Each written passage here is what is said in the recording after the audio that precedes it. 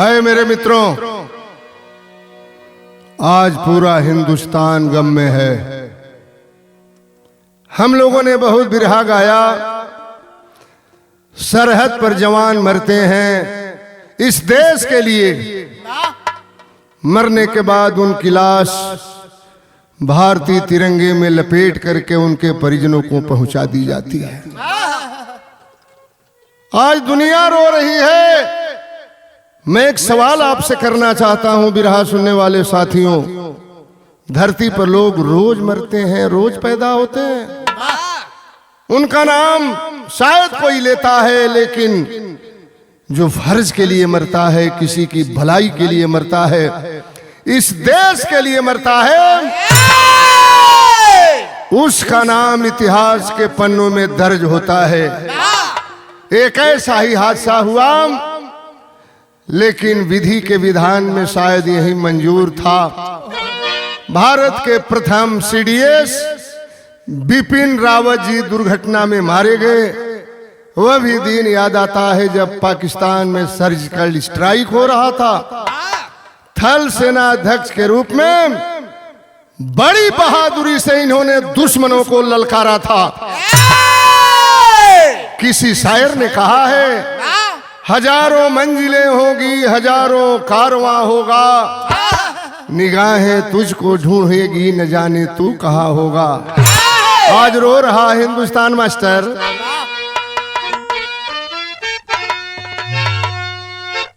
रही हसरत यही दिल में, वतन को मैं सजाऊंगा, सरहदें खून मांगेगी तो हंस करके चढ़ाऊंगा।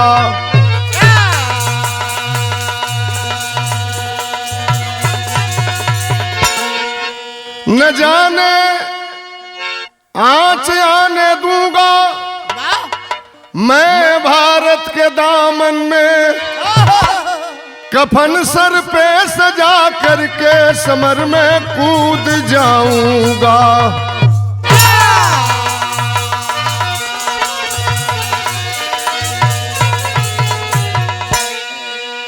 शोक की सगरवा में अरे डूबल हिंदुस्तान आय चके में बूझ गईले जगमग दिया नवा, चके में बूझ गईले।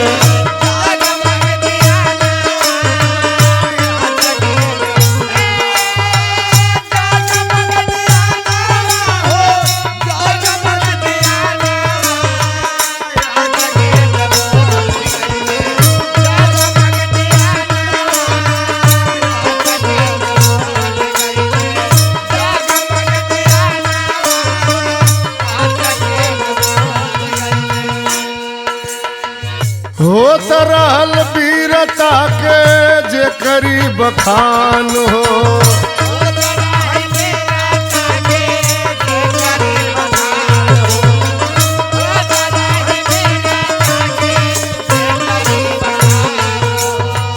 रावत जी के करनी के हो गुणगान हो।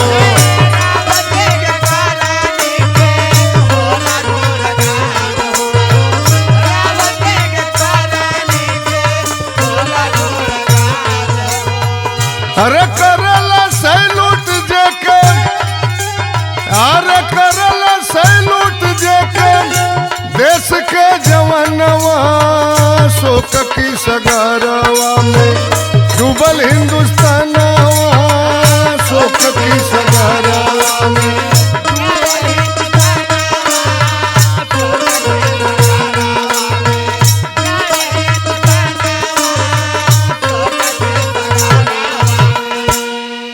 विधि के विधान में शायद यही लिखा था मेरे बिरहा सुनने वाले साथियों।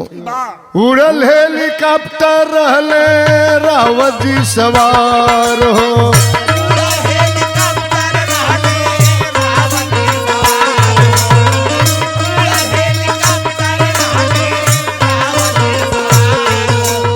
अरे काला के हाल नहीं जाने संसार हो।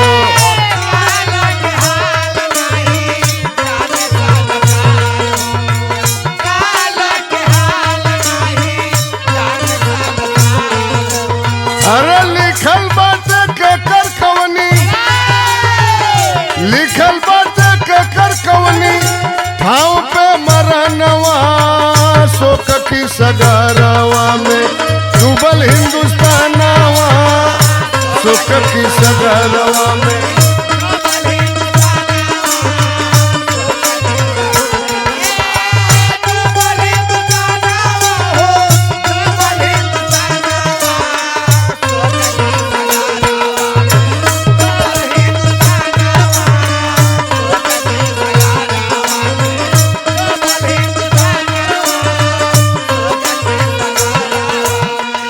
उड़ान भरे थे रावत जी, हेलीकॉप्टर जा रहा था नीलगिरी जंगल के सामने। जब वो हेलीकॉप्टर पहुंचा है, नीलगिरी के जंगल में गिरल विमान हो।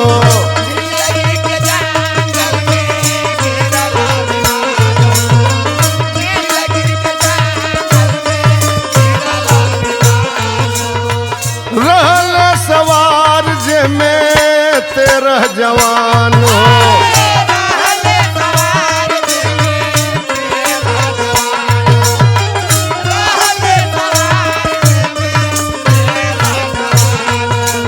अरे संकट में पड़ गईलम, अरे संकट में पड़ गईलम सब कर परनवा शोक की सगरवा में डूबल हिंदुस्तानवा सुख की सगरवा में।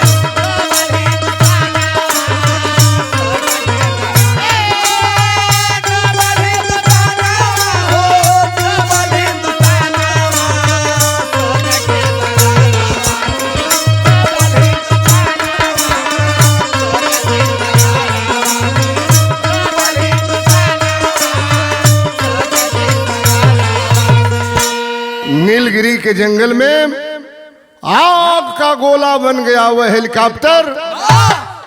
प्रत्यक्षदर्शियों ने बताया, हमारे यहाँ बलिया के भी कुछ लोग थे, बगल में काम कर रहे थे। आग का गोला बन करके जब नीचे गिरा है, बचाव दल के लोग वहां पहुंच करके बाहर निकालते हैं तो एक व्यक्ति बचाव दल के कार्यकर्ता से कहता है और हिंदी में बताता है, अरे जनरल बिपिन रावत नाम है हमारा।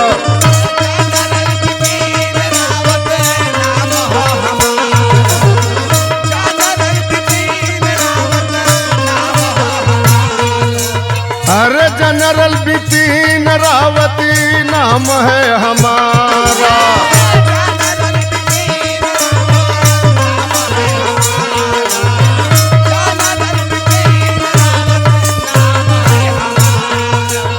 अरे सबके बचावा जाके कहले इशारा।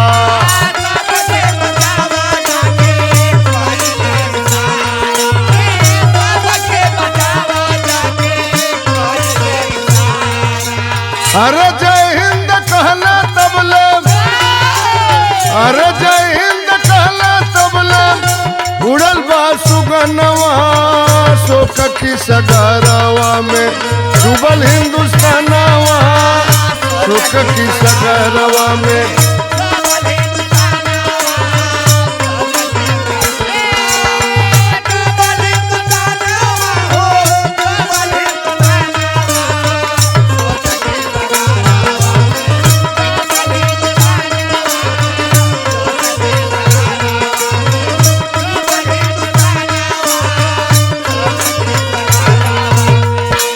बचाव दल के लोग आनन फानन में अस्पताल लेकर जाते हैं, लेकिन सीडीएस साहब जनरल रावत जी के प्राण पखेरु रास्ते में ही उड़ जाते हैं। पत्नी मधुलिका मौके पर ही दम तोड़ देती है। बेटी कृतिका और तारणी का रो रो करके बुरा हाल है, रो रो करके यही आवाज देती है। गीत कौन मास्टर?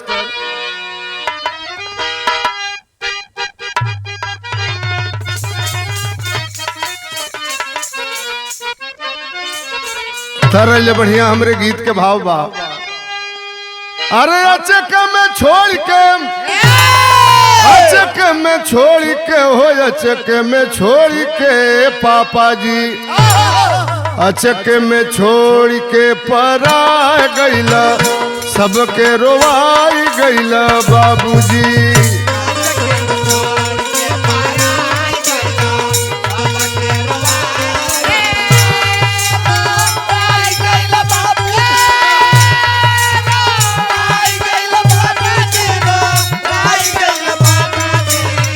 सबके रोवाई गईला बाबूजी, अचक में छोड़ के पराई गईला।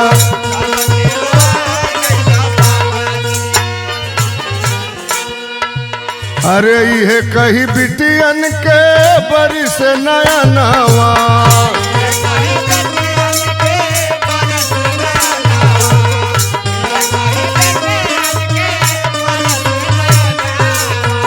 माई और बाबू दोनों भइल सपनवा की, सबके रोवाई गईला बाबूजी। अरे सबके रोवाई गईला बाबूजी, हमनी के टुअरी बनाए हो की, सबके रोवाई गईला बाबूजी।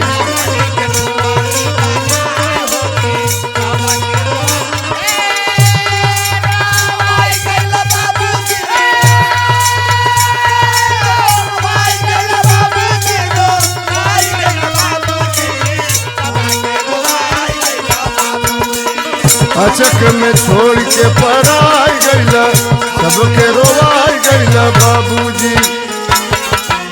आज गमगीन है पूरा हिंदुस्तान, रावत साहब इस दुनिया में नहीं रहे। ईमानदार कर्मठ अधिकारी को यह भारत देश ने खो दिया।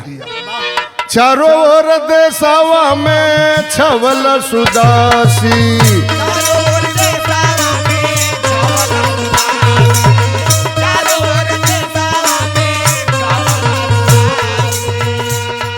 अरे कवनी करन रूठी गईला अविनाशी की, सबके रोवाई गईला बाबूजी। सबके रोवाई गईला बाबूजी, कौनी बन जाय के हेराई गईला, सबके रोवाई गईला बाबूजी।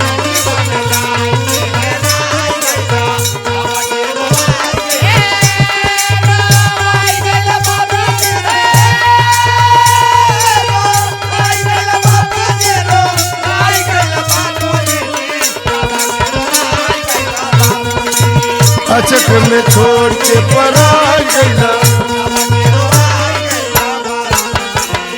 आज हिंदुस्तान बहुत मायूस है। सारे लोग श्रद्धा सुमन अर्पित कर रहे हैं बिपिन रावत जी को। श्रद्धा के फूल सब लोगवा चढ़ावे,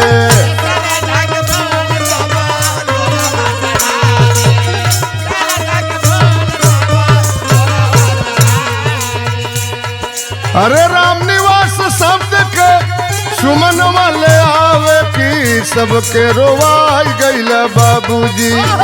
सबके रोवाई गईला बाबूजी, सुरेंद्र सुभाष दिल दुखाए हो की, सबके रोवाई गईला बाबूजी।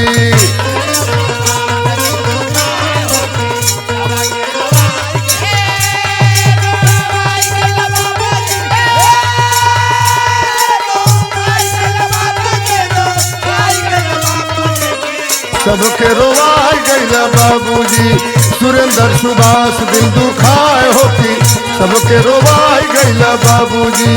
सुरेंद्र सुभाष दिल दुखाए होती, सबके रोवाई गईला बाबूजी।